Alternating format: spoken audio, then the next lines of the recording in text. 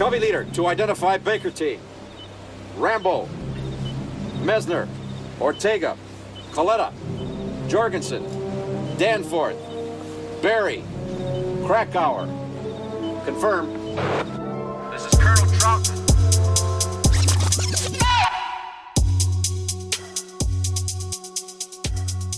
What up, everybody, and welcome back to another episode of the Nerd Gen Report. I'm your host, Pablo, and joining me, as always, is Mr. Brian Schultz. Brian, today we're going to do a show that we've been waiting to do for quite some time. Ever since this upcoming project was announced. And we are referring to the prequel to First Blood. And so we're going to be introduced to the Baker team. The names you heard being called off by Troutman and remembered by John Rambo. So today and this is gonna be very interesting to see if we both have sort of the same names for some of these characters that we want to that we see for these roles. Anything to add, Brian, before we start? Well, before we get into the casting, we did have some news on the project, so let's kind of just quickly cover that. So the Russo Brothers are now producers on this film. They're not directing, which may or may not be a good thing, but they're producing. So they're lending some kind of creative consulting or muscle to this actually, happening. And it sounds like they're starting to shoot it in the first quarter of 2026. Director is Jalmari Helander, a Finnish action director. The movie he's probably best known for, which actually has a sequel coming out this fall, is Sisu. It's a World War II kind of action thriller, like low budget kind of indie film. Went to film festivals, I guess got some acclaim, made a little bit of money off a very low budget. So sort of an up and coming director. But what was interesting was his little personal connection is in making Sisu. He cited First Blood as the inspiration for his work on that film. So I guess sort of Rambo, the character in that original movie in particular, sort of a personal thing for him. So that's kind of the news. I don't know what your reaction is to having the Russo brothers just putting their name kind of in helping branding and being involved with the project is. That's fine, as long as as you already know, they haven't had quite the success they had in the superhero genre outside of it. You know what I'm saying? It's been not a great run. Them being producers behind something, I'm fine with that. I mean, because directing is a different animal. Probably they'll have their discussions on, you know what I'm saying? But ultimately, if the director has ultimate say and he doesn't mind having these conversations, then this film will be set, obviously, during the Vietnam War, but they are shooting mostly in Thailand for this. So it's not going to be on LA studios or what have you. So, and I would think the budget's going to be pretty tight. I mean, as we get into this casting, that was one thing that I did try to focus on, is I don't think this is going to be, hey, they're not getting $150 million to do this. This is going to be smaller scale. And therefore, I think you'll probably get some names and faces you recognize. Maybe you get one star beyond Centineo who you really recognize. But I think for the most part, it's going to be more up and comers in the movie. And they're going to be relying on sort of the movie itself and the story itself to kind of get the buzz back going for the Rambo IP, which largely seemed dead after sort of the Last Blood box office failure with Stallone a few years ago, which I'll come back to. After we cast, I have one last thing, because I sent you something last night about tone. I want to come back to that before we wrap up. So who do you want to start with?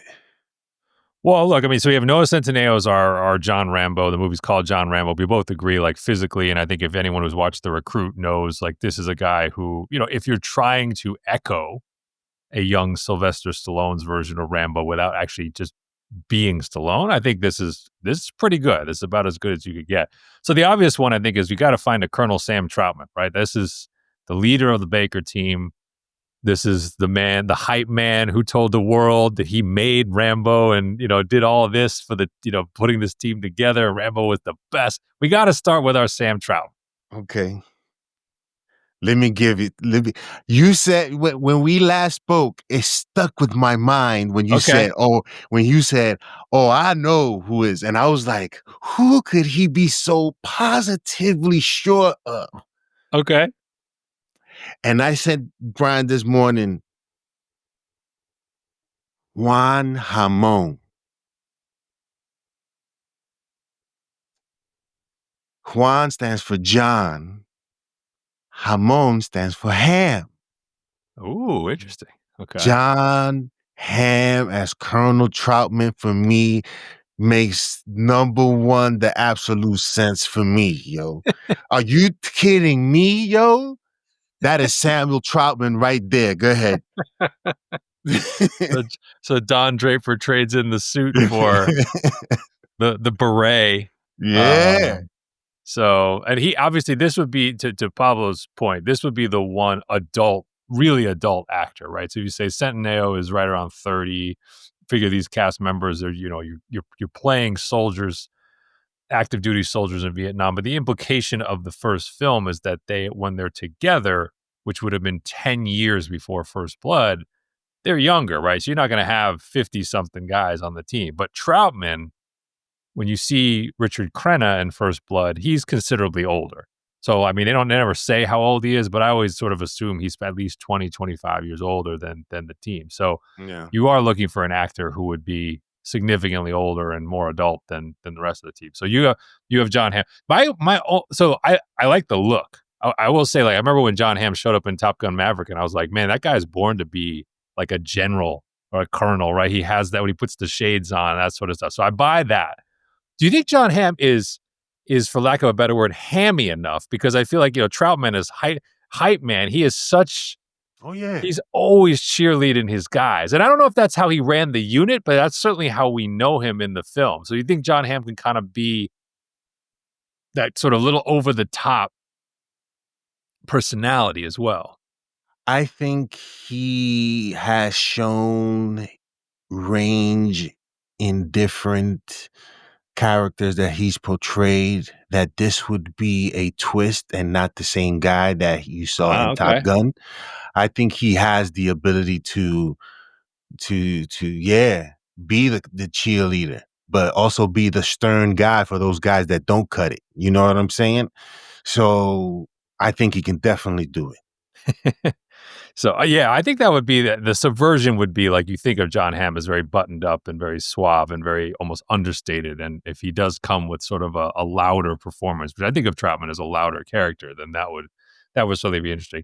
I had Bradley Cooper for this. I thought he also was a guy physically who looks to me a little bit like Richard Crenna with the blue eyes, but I know he can do the hype man.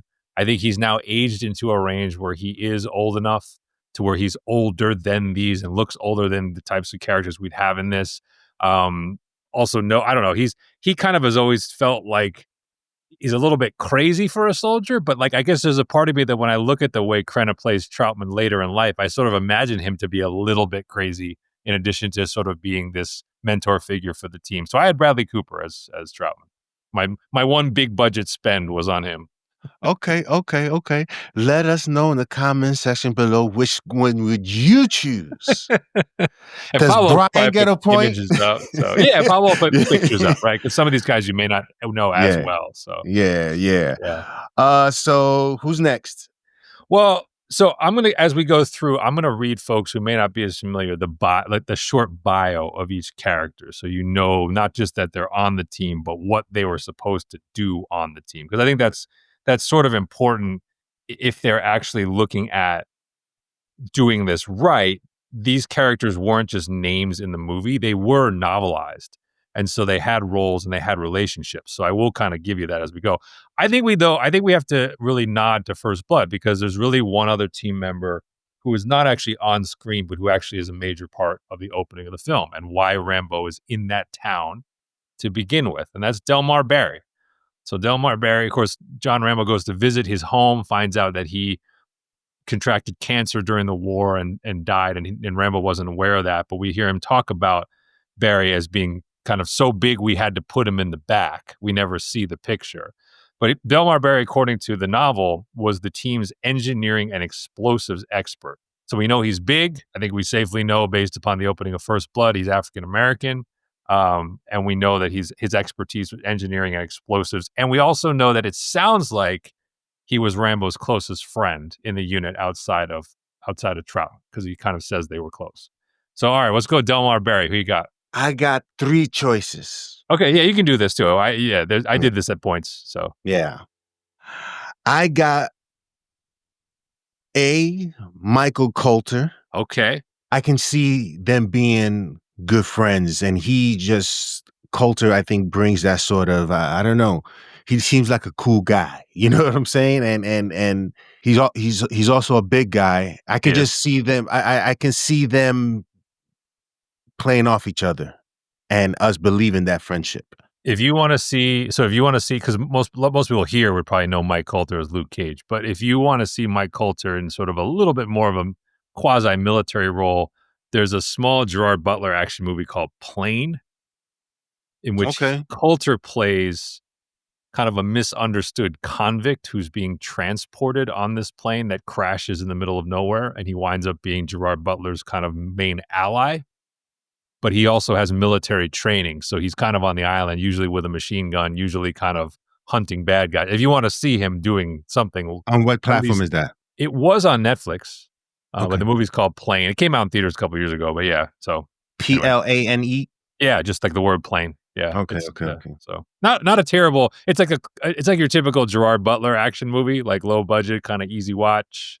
But Coulter's the second lead in that.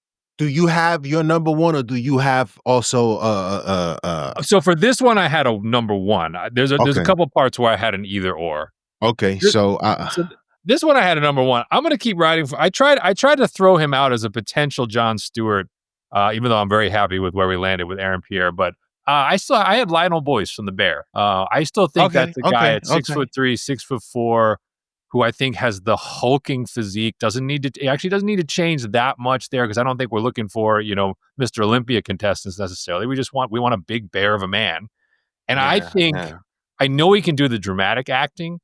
I think he has an action streak. I just have this feeling that if you put him in the right action setting, he actually would be a very good character. I think he's also like similar age to Centineo. So I kind of was looking for someone where I was like, all right, these guys are kind of pals, and maybe they're both going to be on the younger side.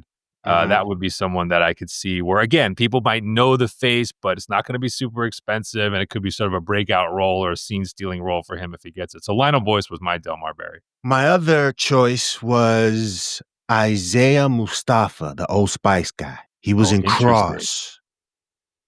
Oh, interesting. Okay. Yeah, the Amazon series. Yes. Yes. He was in the Amazon series with Aldous Hodge. He's a big guy. And I think he's also has that charisma. Interesting. I would like to see that sort of play off on screen as well with him, because I think he's good. I think he's a good actor. That I thought I had 3, and then I thought about it again. But I don't know if people are over him. And I don't know if people will probably, because this will be interesting. What do you think about Terry Crews?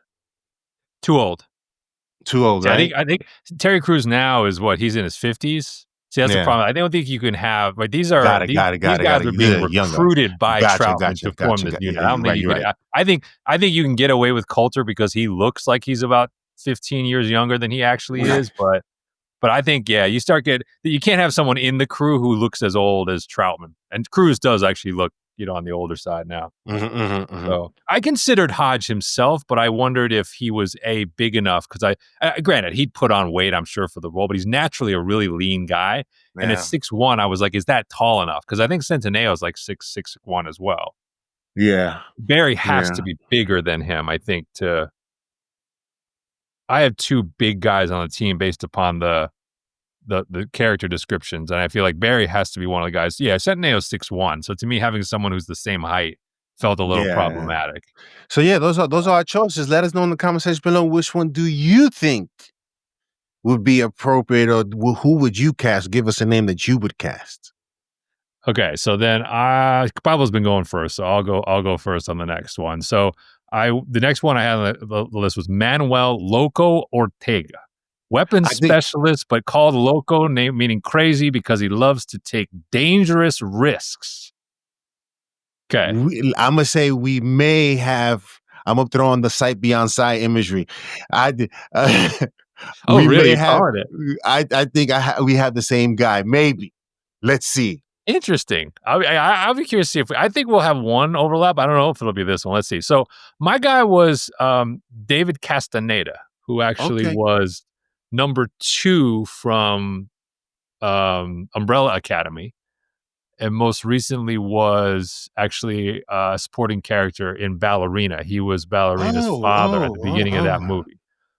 I just think maybe I'm stuck on the Umbrella Academy side of him, where he is like he acts a little crazy and he's always a little flamboyant and over the top. Yeah. But he struck me as having the right, like he's not too big of a guy, but he's athletic. If you watch the John Wick movie and Umbrella Academy, I love the personality and the charisma. And yeah, I could see him being a little unhinged. So David Castaneda, that was my Manuel Ortega.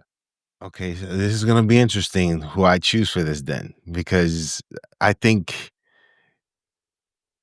even though I didn't like his turn in the MCU, Anthony Ramos would be the guy for me. Oh, because you want him to be Anthony Ramos in this role?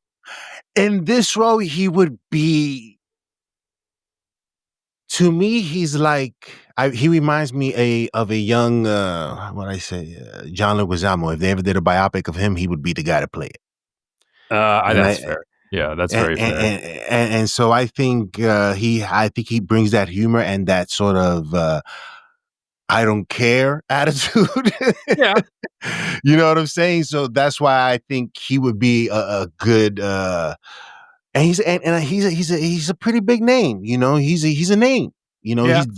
He does stuff, you know. So he also takes supporting roles. Like that's, I mean, I just saw him actually speaking to the military. He plays a soldier in House of Dynamite, and that's an ensemble cast, and he's in it for a small bit. But he will do that where he will take hey, I'll be the 4th build guy in something that's kind of a fun collective. So I could see it. I don't think either of those choices would lead you wrong on that character.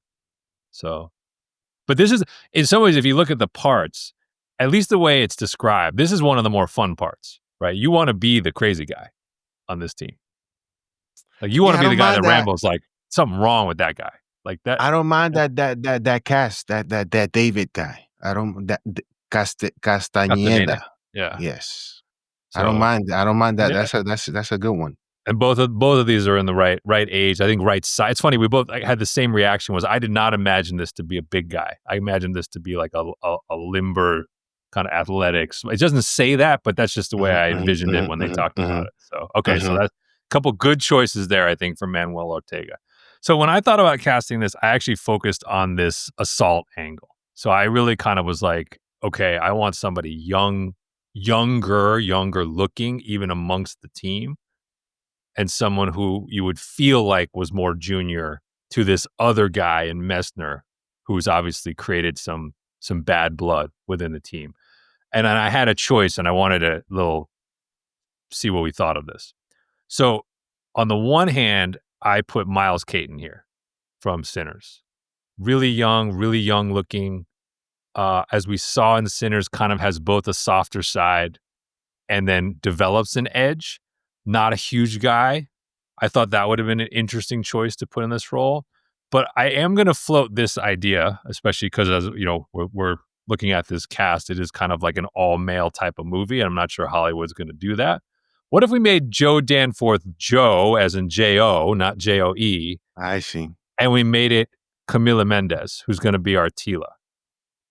And so now we have this idea that it was like a romantic assault, a drunken romantic assault by another member of the team, and that's a trauma she's dealing with, but she's like a tough as nails kind of part of the team that is sort of maybe protective of her after that happened, or she's like just, I don't know, wants back at Messner at some point for that. Or Daphne, the girl that played Wolverine's kid. Daphne Keane, yes, 23. Yes. Same idea.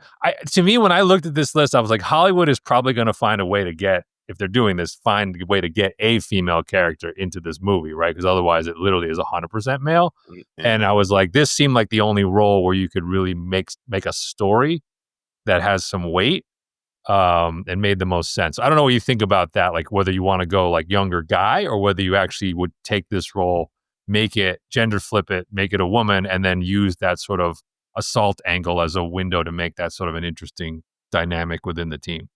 I mean, if you're doing prequels, I think back then would it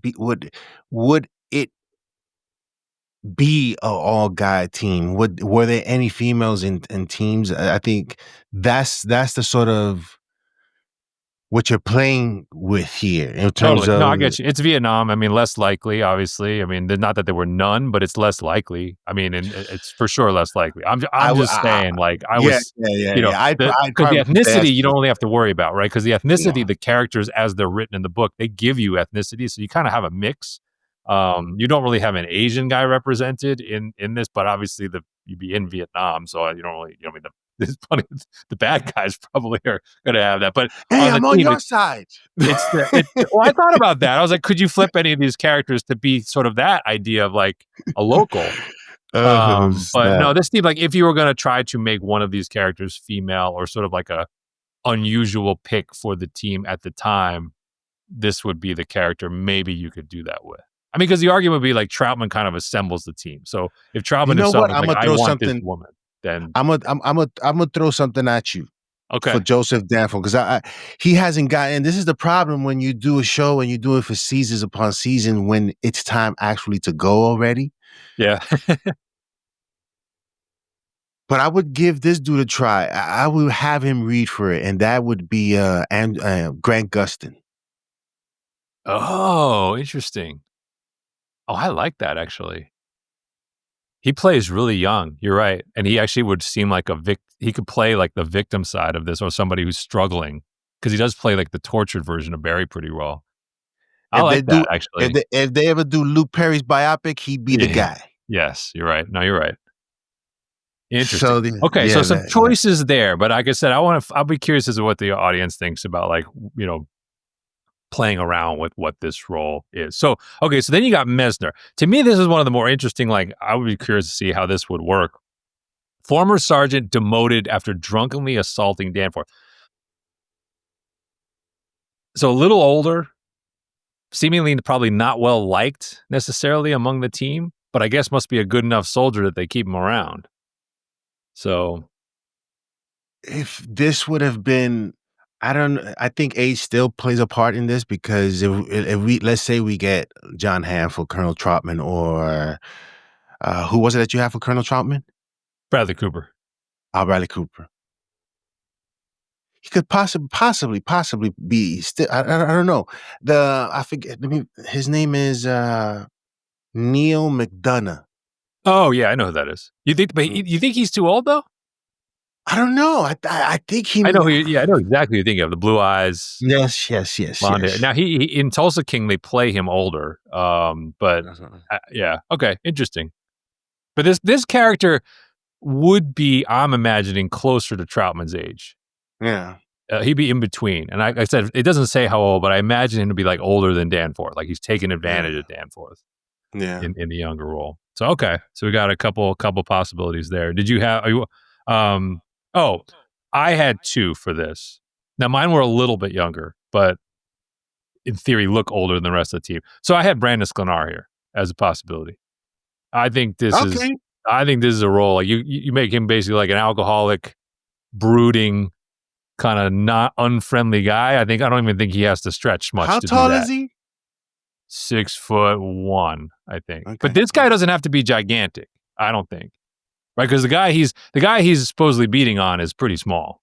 So I had Sklenar as a top pick. As an alternate, I have just been watching him, really been introduced to him, is Bo Knapp. He's the muscle, sort of younger Dunmire villain in Tulsa King this season. And I've kind of been liking his turn as sort of a henchman, muscular, kind of sour-looking guy. Definitely plays like a military type in that show. So I kind of was like, I'm kind of recency biased, but I was like, I think he could be sort of a an easy guy to maybe root against within the team as well. But Brandon Escalante to me is sort of tailor-made to do this, I think. So far we're good in terms of if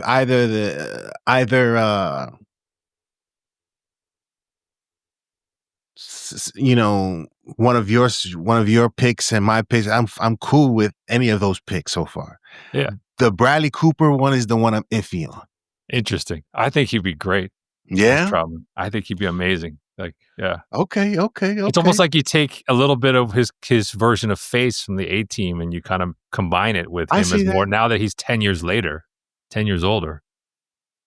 So, because he'd have to be because Colonel Troutman delivered some lines in First Blood. That's why I think Cooper's great, because Cooper would be like, on the one hand, he could be barking at the team, and then like if there's any interaction between him and the generals and the rest of the army, he can be like talking up his guys like he is in the original Rambo movies.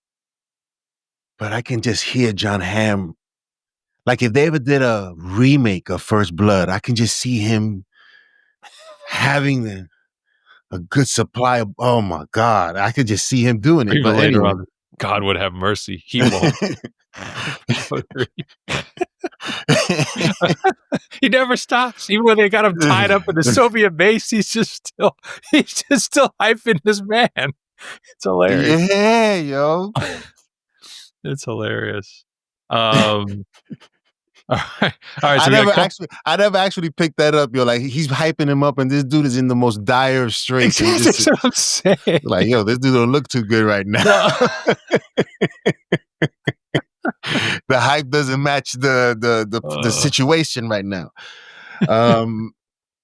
Who we got next? All right, Delbert Krakauer.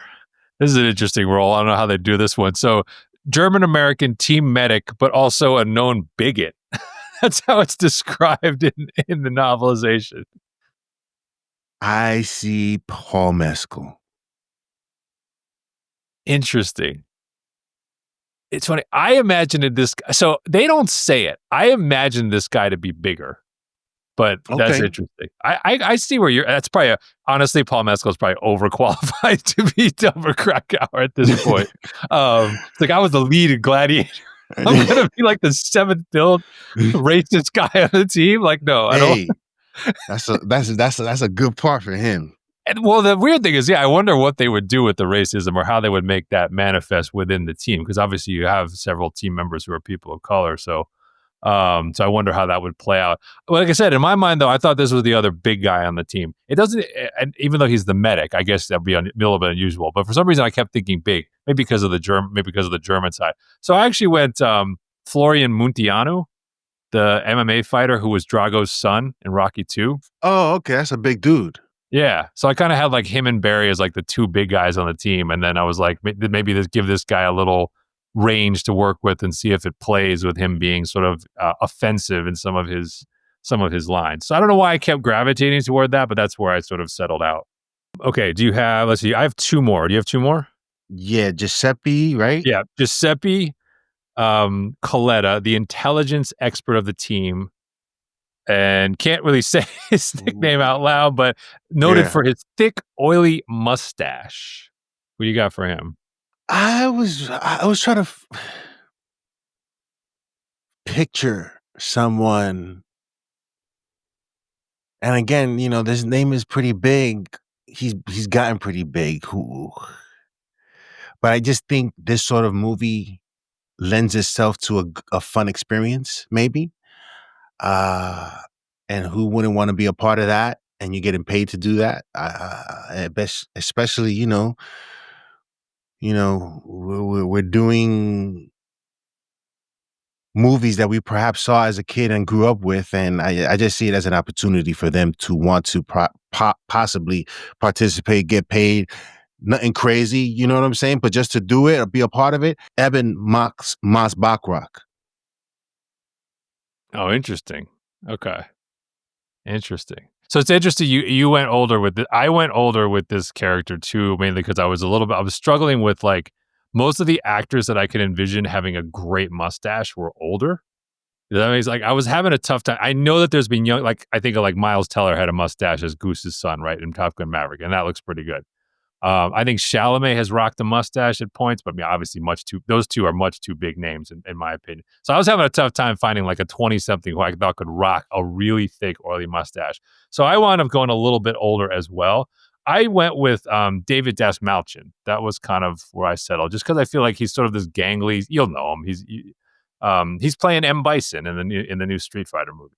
Oh, okay. But just like Okay. he's 50 but doesn't look 50. And then I was like, if I put the thick mustache on him, I think I can get you to buy him that he's like 35 or something. Brian, I liked him in The Flash when he played I forget what he was playing. He was playing some sort of magician or something. I forget. Yeah.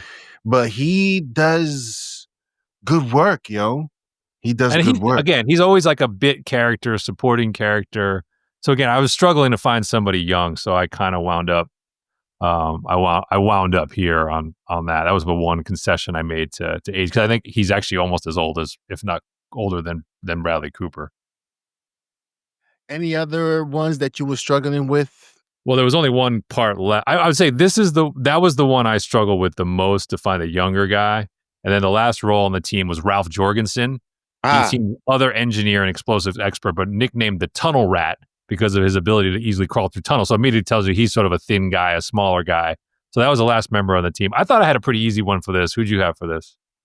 Again, I had a recency bias pick for this one. Keoghan?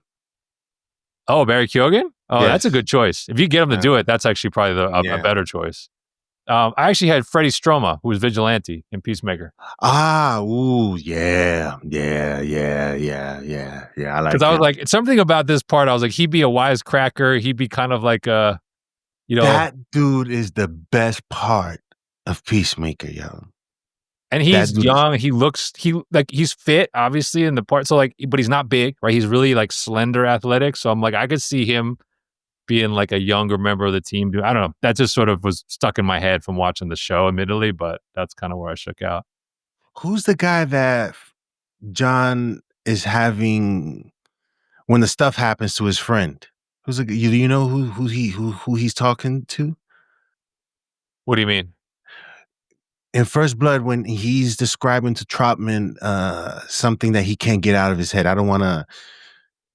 Oh, he doesn't have any legs? Yeah, that part. Who does he say who he's talking to? No, I don't think so. Does he? I think he's just talking. Because he gets into a vivid story about what they're gonna do after they get out, and maybe he wants to drive or something like that. I think he does say who he. I gotta look at the movie again and find out. Yeah, I don't remember him naming a character, because he talks about like over there I could drive multi-million-dollar equipment out back here I can't hold a job. I mean, the whole speech is obviously meant as sort of a lesson, right, for what a lot of those veterans experienced. You're right, because he does talk about, well, it's not Barry, because we know Barry survived the war. It could be this guy, you're right, because doesn't he say basically the reason why that happens to him is he's trying to disarm a bomb, right? He's trying to disarm an explosive, and it gets him? Yeah. I think that's what he's saying in the speech, right? I don't know. No, he's not trying to. It was a kid who had a shoe shine box, and he opened it and it blew up. There was there wasn't any attempt at disarming it. It just blew up once he opened it or something like that. I think that was the description he gave. Anyway, so I don't know if he names that it's Jorgensen or not. So that's our team. I think that's a good team, yo. So I don't know. I was trying to think of too. I mean, we didn't cast this, but like obviously, if they're going to set this in the Vietnam War, and I didn't have any prep for you on this. Do you have anyone who you want? Danforth. Oh, it's Danforth. Yes. And who did we have for Danforth? So I had either Miles Caton or Camila Mendes. And I had I think Greg Gustin would be an interesting one. I think any of those would be interesting. So you'd have to, so you have to show, they're not going to show that scene because we're going to talk about that in the tone, but that would be interesting. Yes. So I was just going to say, did you have anyone in mind that you'd want to be a villain? Because obviously the villain's going to be the Viet Cong in this movie. To me, there's kind of two that stand out if they would do it, and they're very different styles of part.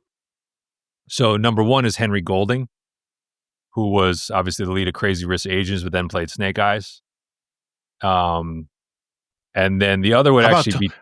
how about Tony Jaa? That's who I was going to say as my other one. If you wanted it to actually come down to him and John in an actual fight scene, that's who you would get. That would be interesting. And if you kind of viewed the part as like, Tony Jaa can speak a little English, but you don't need him to actually say a lot. He could speak actually in subtitles. If that's what you wanted, then I actually think Tony Jaa would be a pretty cool get for the part. The other one I thought you could do was the guy who was the lead in The Raid, Iko Uwais.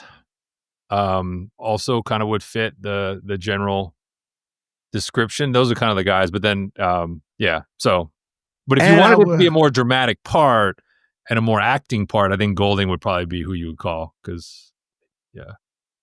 But I also perhaps look at the talent out there and see, you know, and try to, you know, not, I don't want to Hollywood up too much. You know what I'm saying? So I would probably, get somebody, because you know, you're not hiring just a few. You know, you're hiring quite a bit. So yeah, but I mean, that would be the marketing tactic. Is like if there's an actual rising famous actor locally in South Asia, that would be the guy you would want to go get, because that would sell some tickets locally potentially. If you're authentic, like, hey, I'm getting an authentic local actor for this.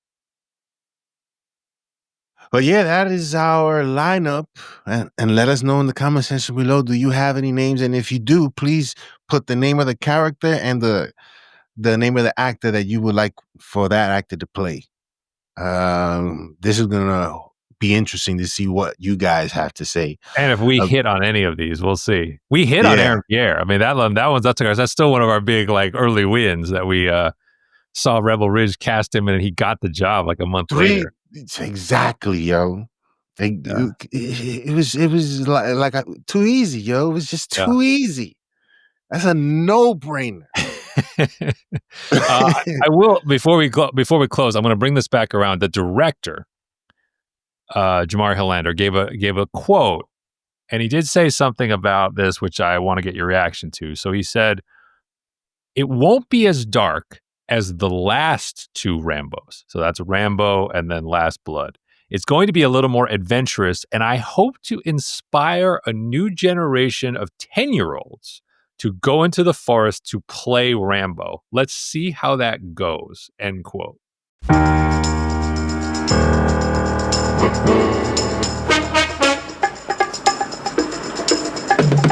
A risk, doesn't it? That seems like a risk. Like this is First Blood is not for kids. Absolutely not. But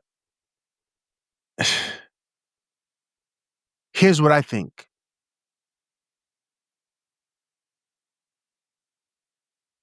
These guys perhaps didn't know what actually they were going to go through. And perhaps these were the moments that you see them that they're actually themselves and not in whatever situation. They're together. They're a team. They can be themselves.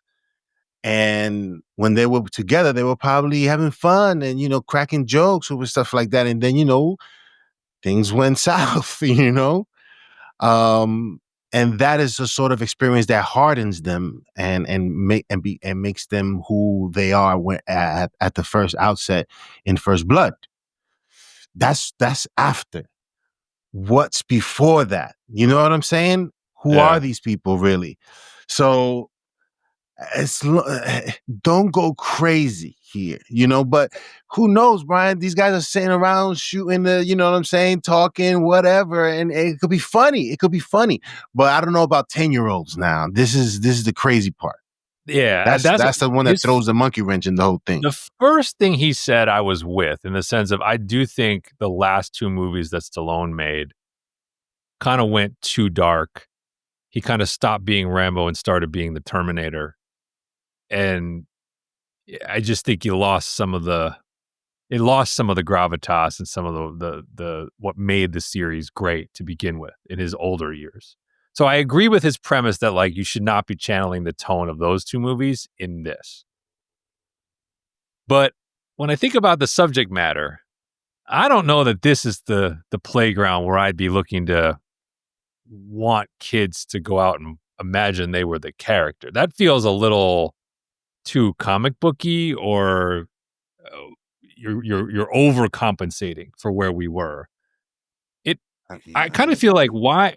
I mean, this guy, as I said, personally, the director kind of was citing First Blood as an inspiration, but First Blood is really the text for this movie. It's not Rambo 2. It's not Rambo 3. It's certainly not the last two. It's First Blood, and First Blood is a serious drama. So I don't really know why you can't sort of do like a more like a coming of age drama for these guys as a team in against the backdrop of a war that's, you don't see a lot of movies made about Vietnam anymore for obvious reasons because we're 50 years removed from it.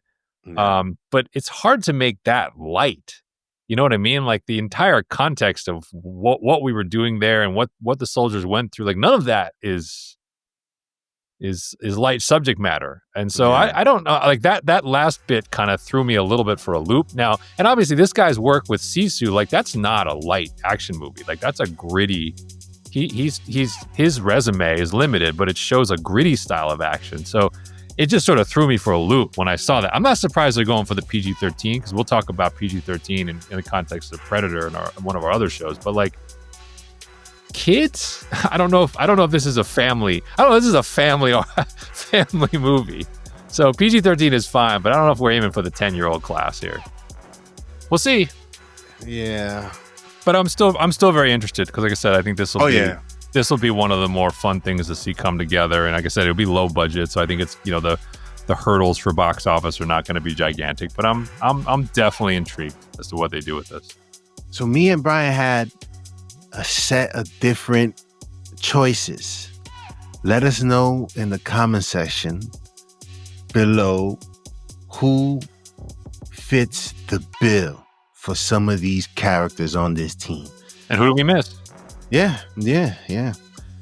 So hit that like and subscribe, share with your friends, comment in the comment section below, and we'll see you next time. And thank you guys for hitting that like and subscribe and commenting and giving us your opinion on what's going on. We really do appreciate it. It does help the channel. And we'll see you next time on the Nerd Gen Report.